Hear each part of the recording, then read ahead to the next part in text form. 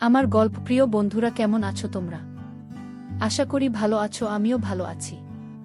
তোমাদের মজা দিতে আমি আরও একটি মজার গল্প নিয়ে এসেছি। গল্পটি শুনলে তোমাদের রড দিয়ে ঝরনার মতো পানি বেরিয়ে আসবে। তো বুঝতেই পারতেছ গল্পটা কেমন ইন্টারেস্টিং হতে চলেছে, তাই দেরি না করে কানে হেডফোন পরে নাও। আর যারা আমার সাথে কথা বলতে চাও বা ইমো নাম্বার পেতে চাও, আমি ভিডিওর মধ্যে নাম্বার দিয়ে দেব, আপনারা ভিডিও কলে আমার সাথে মজা করতে পারবেন। চলো তবে আর দেরি না করে শুরু করা যাক। আমার নাম পূজা।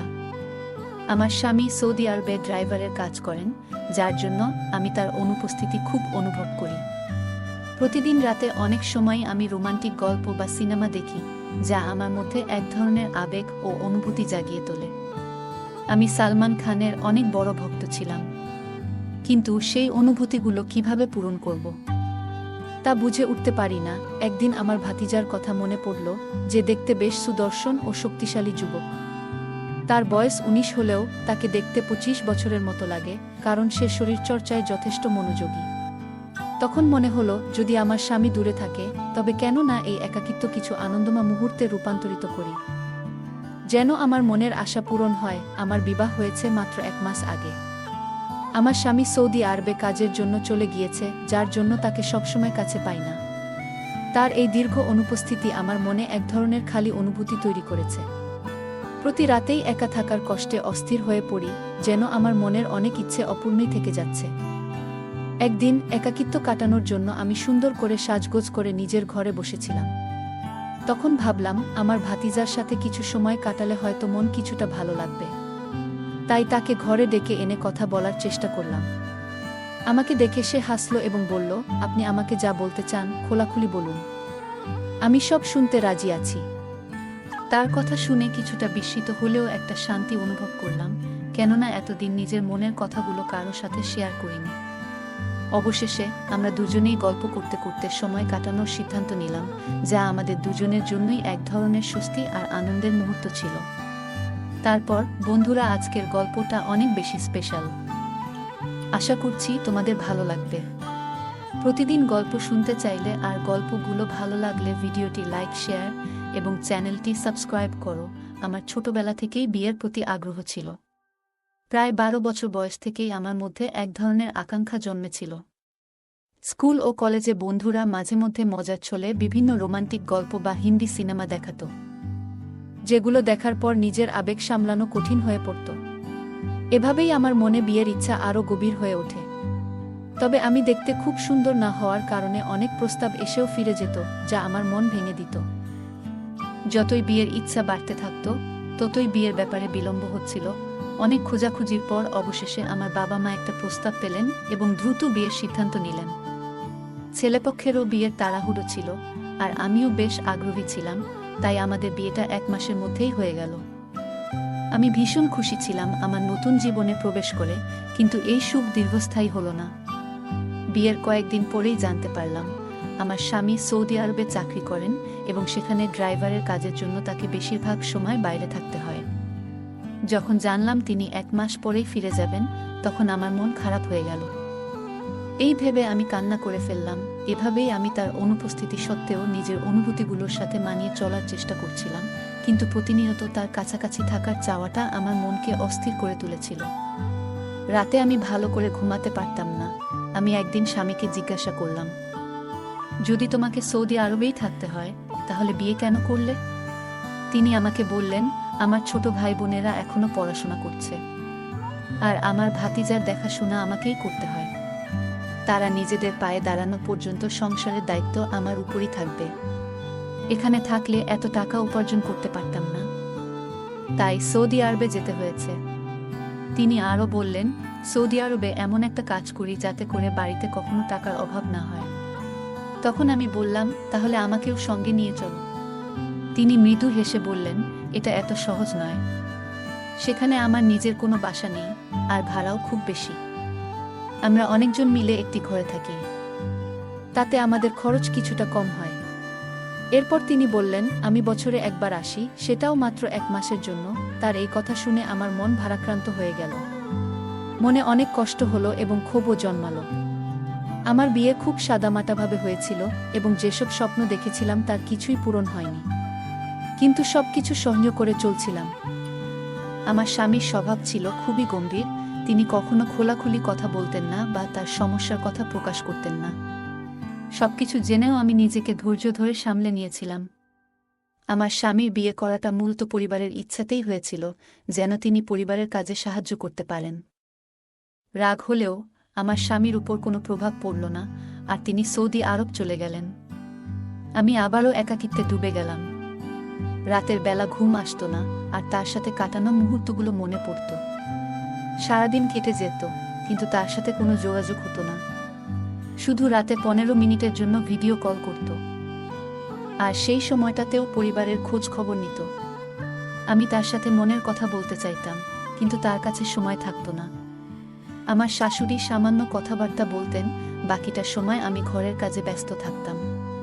তবে আমার ছোট ভাতিজা ছিল, যে মাঝে মাঝে আমার সাথে কথা বলতো।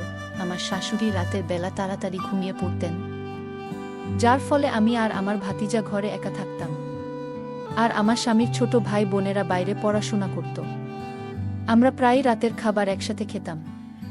আমার ভাতিজা খুবই হাসি খুশি একটি ছেলে, যে সারারাত তার বিশ্ববিদ্যালয়ের গল্প শোনাত। যদিও তার গল্পে আমার তেমন আগ্রহ ছিল না। এক রাতে আমি মোবাইলে হিন্দি সিনেমা দেখতে শুরু করলাম। সিনেমাটি ছিল বেশ সাহসী ধাঁচের, আর দেখতে দেখতে আমি গভীর চিন্তায় ডুবে গেলাম।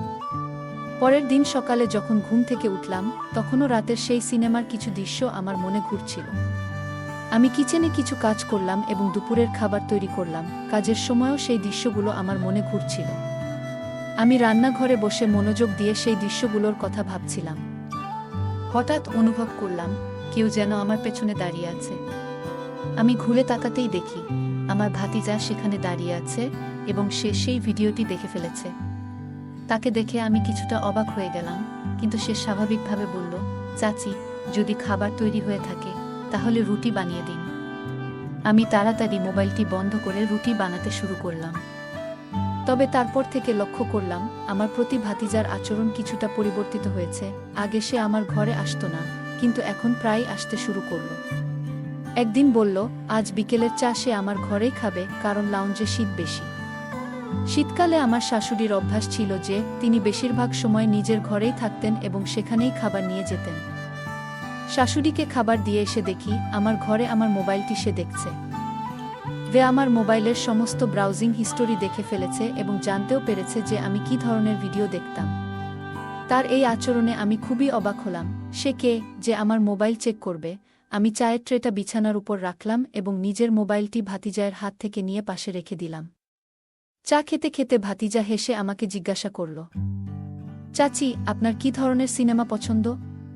তার এই প্রশ্ন শুনে আমি কিছুটা অপ্রস্তুত বোধ করলাম এবং বললাম, তোমার প্রশ্নের অর্থ কি?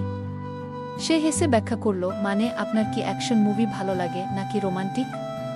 আমি তার দিকে তাকাতেই সে বলল, রোমান্টিক সিনেমার মধ্যে একটা আলাদা ব্যাপার আছে, বিশেষ করে হিন্দি সিনেমায়।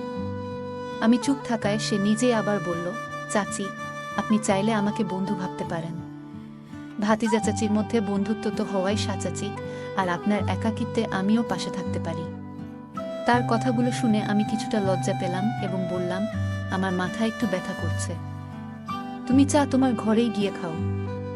যদিও আমি বন্ধুত্বপূর্ণভাবে মিশতে চেয়েছিলাম, তবু কিছুটা অস্বস্তি অনুভব করছিলাম। কথা বলার ধরন দেখে আমি কিছুটা বিরক্ত হলাম এবং কড়া ভাষায় ভাতিজাকে বললাম যে এখানে থেকে চলে যাও, সে নিজের চা নিয়ে তার ঘরে চলে যেতে পারে। সে বিনা দ্বিধায় কাপটা হাতে নিয়ে ঘরে চলে গেল। সাধারণত কাজের ফাঁকে ফাঁকে সে মাঝে মাঝে আমার সঙ্গে হালকা মজা করত, কিন্তু সেদিনের পর থেকে সে কিছুটা চুপচাপ হয়ে গেল। পরদিন সকালে যখন আমি রান্নাঘরে সকালের নাস্তা বানাচ্ছিলাম, তখন সে হঠাৎ নিজের ঘর থেকে চাচি চাচি বলে ডাকতে শুরু করল। আমি তার ঘরে ঢুকে দেখি সে নিজের শার্টের বোতাম লাগানোর চেষ্টা করছে। আমাকে দেখে সে বলল, চাচি, আমার শার্টের বোতাম খুলে গেছে, আপনি কি একটু সাহায্য করতে পারেন? আমি কিছুটা দ্বিধা নিয়ে তার শার্টের বোতাম লাগাতে শুরু করলাম আর কাজের মধ্যে মনোযোগ দিলাম। কাজ করতে করতে হঠাৎ আমি লক্ষ্য করলাম সে আমার দিকে মনোযোগ দিয়ে তাকিয়ে আছে, যা আমাকে একটু অস্বস্তিতে ফেলল। একসময় যখন আমার চুলের একগুচ্ছ সামনে এসে পড়েছিল, সে নরমভাবে সেটি সরিয়ে কানের পেছনে রেখে দিল।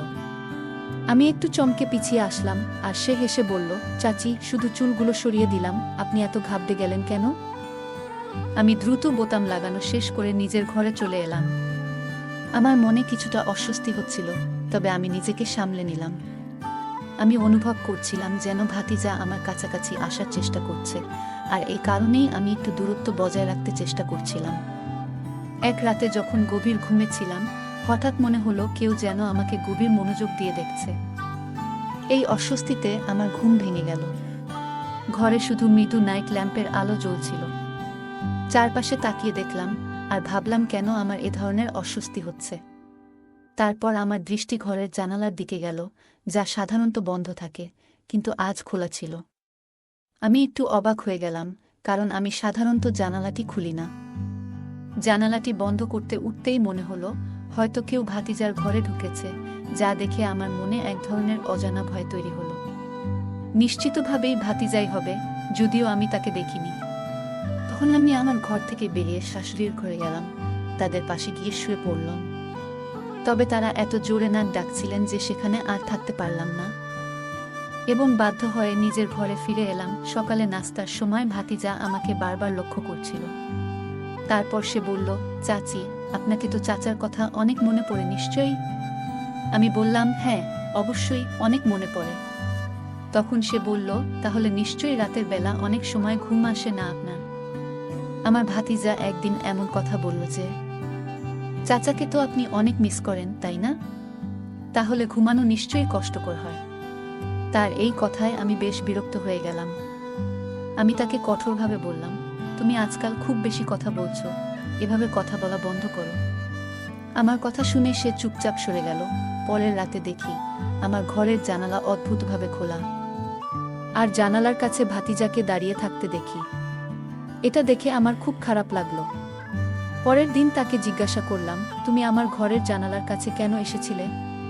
সে মৃদু হেসে বলল, চাচি, আপনাকে ঘুমাতে দেখে খুব ভালো লাগছিল।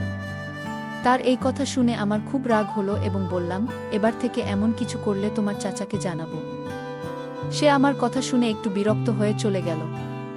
পরের রাতে যখন আমি ঘুমাচ্ছিলাম, হঠাৎ মনে হলো কেউ আমার ঘরে আছে। চোখ খুলে দেখি ভাতিজা আমার ঘরে খুব কাছাকাছি দাঁড়িয়ে আছে। ভয়ে ও বিস্ময়ে আমি তাকে বললাম, তুমি আমার ঘরে কি করছো? সে বলল, ঘরের দরজা খোলা ছিল তাই ঢুকে পড়লাম। আসলে চাচা যখন এখানে নেই, তাই আপনার খেয়াল রাখতে ইচ্ছে হয় আমার। এই কথা শুনে আমি তাকে আরও সতর্ক করে বললাম যে এই ধরনের আচরণ আর কখনো যেন না করে এবং তার সীমার মধ্যে থাকে। সে আমার কথা শুনে ঘর থেকে চলে গেল। এরপর থেকে আমি সবসময় সতর্ক থাকি এবং তাকে তার নিজের জায়গায় থাকতে বুঝিয়ে দিয়েছি। তারপরের দিন রাতে আমি যখন ঘুমাচ্ছিলাম, আবার হঠাৎ মনে হলো আমার ঘরে কেউ এসেছে। চোখ খুলে দেখি আমার ভাতিজা। সে আমাকে বিভিন্ন কথা বলতে থাকলো। সে বলল, বিষয়টা এত সহজ ছিল না চাচি। তার আচরণ ও মিষ্টি কথাগুলো যেন আমাকে অসহায় করে দিয়েছিল। এর আগে আমি কিছু বুঝে ওঠার আগেই সে আমাকে এক অদ্ভুত জালে জড়িয়ে ফেলেছিল। হঠাৎ সে আমার মুখে হাত রেখে বলল, কেউ যদি দরজা দিয়ে চলে আসে? তুমি যে দরজা খোলা রেখেছ, সেটা কি আমার জন্য? তার কথা শুনে আমি বিস্মিত হয়ে ভাবছিলাম, কখনো তো এমন অনুভূতি আমার মধ্যে আসেনি। আমি তাকে সবসময় নিজের সন্তানের মতোই ভেবেছিলাম। তবে সত্যটা হলো, সে যেন এক প্রজ্বলিত আগুনের মতো, এবং এই আগুন থেকে দূরে থাকাই ভালো, কিন্তু আমি পারলাম না। এই ঘটনা আমার জীবনে এক অস্থিরতা এনে দিল। আমি অশ্রু মুছতে মুছতে তাকে বললাম, তুমি যা করেছ তা ঠিক হয়নি। আমি এই ব্যাপারে আল্লাহর কাছে প্রার্থনা করব যেন তিনি তোমাকে শাস্তি দেন। সে বলল, তুমি যেসব সিনেমা এবং গল্প দেখো, সেগুলো কি? চাচি যান, তোমার চোখেও তো ওসব চলতে থাকে। বলেই সে চলে গেল। আমি কখনো চাইনি যে এরকম কিছু আমার সাথে হবে। পরের দিন আমি কোনো কিছু না বলে মায়ের বাড়ি চলে গেলাম। মনে মনে ভেবেছিলাম, আমি কি আমার স্বামীকে সবকিছু জানাবো? আমি এতদিন এই কথা কাউকে বলিনি। কিন্তু পরের দিন আমার একজন বন্ধুর সঙ্গে দেখা হলে আমি তাকে পুরো বিষয়টি খুলে বললাম। তিনি বললেন, তোমার শুরু থেকেই তুমি তোমার ভাতিজায়ের প্রতি খুব বেশি খোলামেলা ছিলে। আর যদি তুমি এই ঘটনা তোমার স্বামীকে বলো, তাহলে সে তোমার কথা বিশ্বাস করবে না, বরং তোমাকে খারাপ মানুষ হিসেবে ধরে নিবে। তাই এটা এখানেই গোপন রাখো। এছাড়া সে আমাকে একটি পরামর্শ দিল যে আমি আমার স্বামীকে বলি আমাকে সৌদি আরবে ডেকে নিয়ে যেতে, যাতে আমি সেখানে তার সঙ্গে থাকতে পারি। আমি এই পরামর্শ গ্রহণ করলাম এবং আমার স্বামীকে বললাম যে যদি তিনি আমাকে সৌদি আরবে না নিয়ে যায় তবে আমি বিচ্ছেদের কথা ভাবতে বাধ্য হব। তিনি আমার অনুরোধ মেনে নিলেন এবং আমাকে সৌদি আরবে নিয়ে এলেন। সেখানে এসে আমি একটি স্কুলে শিক্ষকতার চাকরি পেলাম। আমি একটি ছোট ফ্ল্যাটও ভাড়া নিলাম এবং বাড়ির দিকে ফেরার পরিকল্পনা বাদ দিয়ে দিলাম।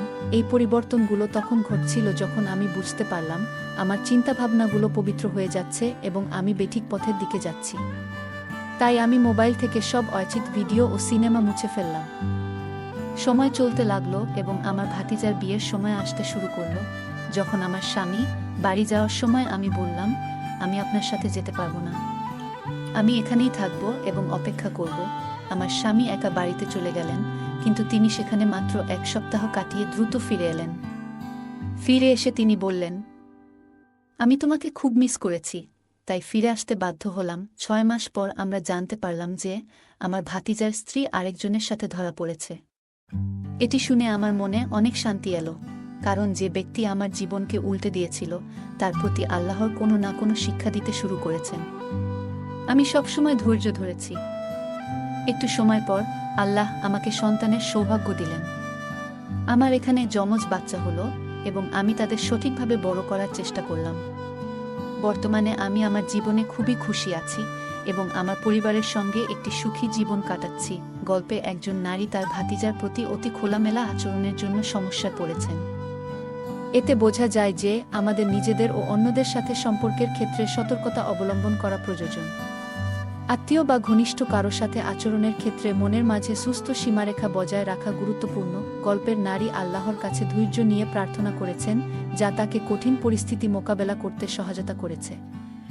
কঠিন সময়ে ধৈর্য ও প্রার্থনা আমাদের মনোবল যোগায় এবং সমস্যার সমাধানে সহায়তা করে। ভাতিজার আচরণকে তিনি এক ধরনের প্রজ্বলিত আগুনের মতো মনে করেছেন এবং পরে নিজেকে তা থেকে দূরে রাখতে চেষ্টা করেছেন। নেতিবাচক সম্পর্ক ও পরিস্থিতি থেকে দূরে থাকা প্রয়োজন, যাতে আমরা আমাদের জীবনে মানসিক শান্তি বজায় রাখতে পারি। গল্পের নারী তার জীবনকে সংশোধন করতে অপ্রয়োজনীয় ভিডিও এবং সিনেমা থেকে নিজেকে দূরে রেখেছেন। তিনি পবিত্র ও আত্মনিয়ন্ত্রিত জীবনের জন্য এই সিদ্ধান্ত নিয়েছেন। এটি আমাদের শেখায় যে আত্মনিয়ন্ত্রণ ও নিজেকে সঠিক পথে নিয়ে যাওয়া জীবনের মান উন্নত করে। গল্পে নারী ধৈর্য ধরেছেন এবং অবশেষে দেখেছেন যে ভাতিজার স্ত্রীর বিশ্বাসঘাতকতা ঘটেছে। এতে তিনি শান্তি খুঁজে পেয়েছেন, কারণ এটি তাকে মনে করিয়েছে যে আল্লাহ ন্যায় বিচারক এবং আমরা আমাদের জীবনের ন্যায় অন্যায়ের উপর পূর্ণ নির্ভর করতে পারি। বন্ধুরা, যদি এই গল্পটি ভালো লেগে থাকে তাহলে দয়া করে ভিডিওটি লাইক করুন এবং আমাদের চ্যানেলটি সাবস্ক্রাইব করুন।